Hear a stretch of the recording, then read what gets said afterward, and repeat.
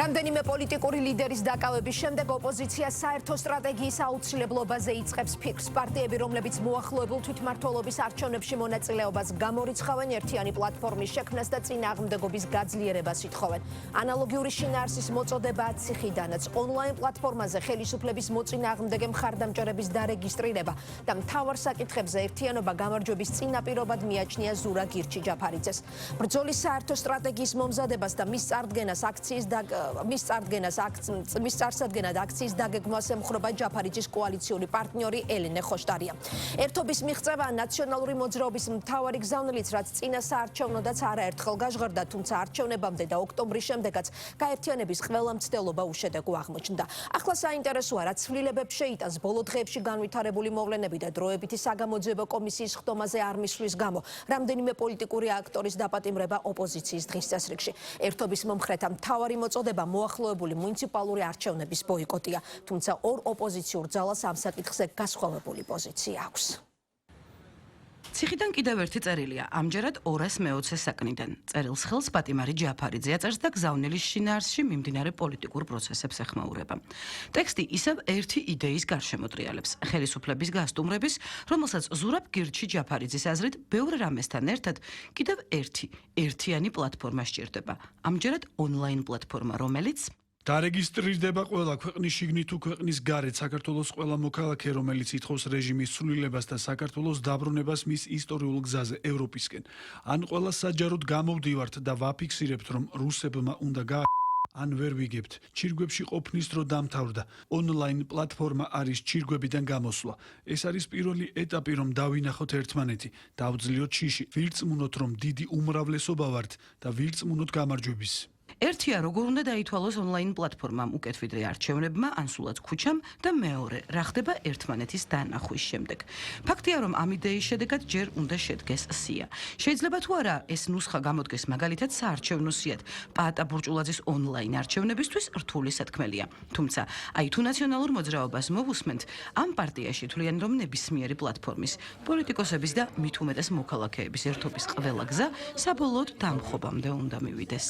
ოპოზიციის მთავარი მიზანი ხა უნდა იყოს ის, რომ მობილიზება მოახდინოს საქართველოს აქტიური მოქალაქეების, რომ წინააღმდეგობის მოძრაობა გაიზარდოს ქუჩაში, და რომ ერთადერთი რა დაამხობს რეჟიმს და ჩვენ უნდა დავამხოთ რეჟიმი. სიტყვა დამხობას, რომელსაც თამამად იყენებს ნაციონალური მოძრაობის წევრი, პოლიტიკურ ლექსიკაში არაერთგვაროვანი აღქმა აქვს, ამიტომ სხვა ოპოზიციური ძალები ზეპირსიტყვიერებაში უფრო ფრთხილები არიან.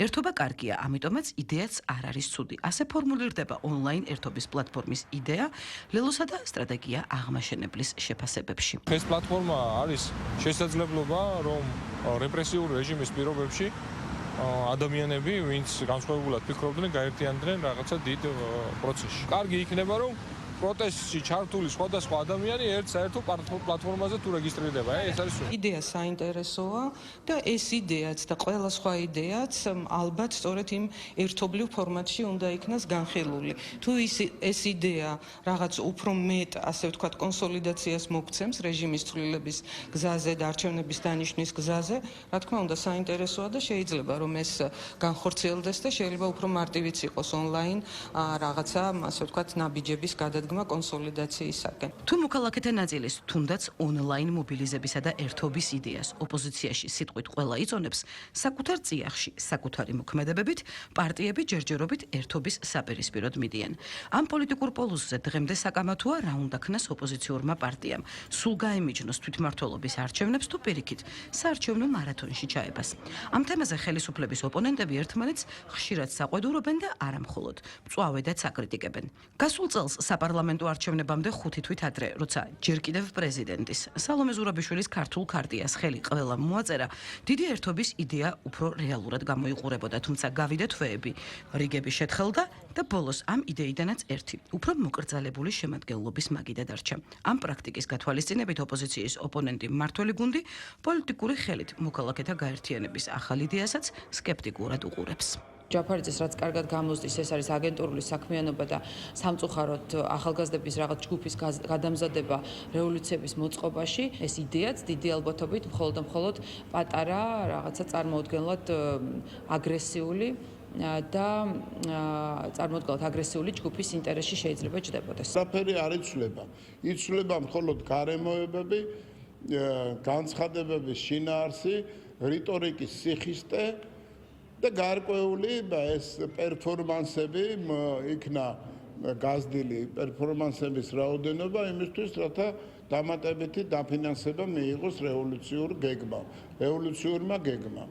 ვერანაირი პლატფორმა ვერ იქნება იმაზე უფრო ძლიერი, რაც იყო არჩევნების წინ. პირიქით, გაცილებით უფრო სუსტია, ვინაიდან მათმა მხარდამჭერებმაც იხილეს, რომ საქმე აქვთ ადამიანებთან, ვისაც საქართველოს დამარცხება სურს და გრევის პროცესის განვითარება სურს.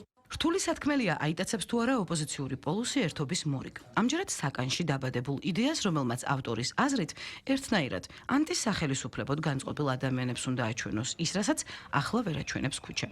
ხალხის სიმრავლეს. თუმცა ამასობაში ახლოვდება თვითმმართველობის არჩევნები, რომელიც 4 თვეში ჩატარდება და რჩება კიდევ უფრო ნაკლები დრო იმის მოსაფიქრებლად, რა გზას უნდა გაჰყვეს. ისედაც საპარლამენტო ტრიბუნის გარეშე დარჩენილი ოპოზიციური სპექტრი, რომ ეს გზა სულ მცირე პოლიტიკური სიცოცხლის გახანგრძლივებამდე მივიდეს.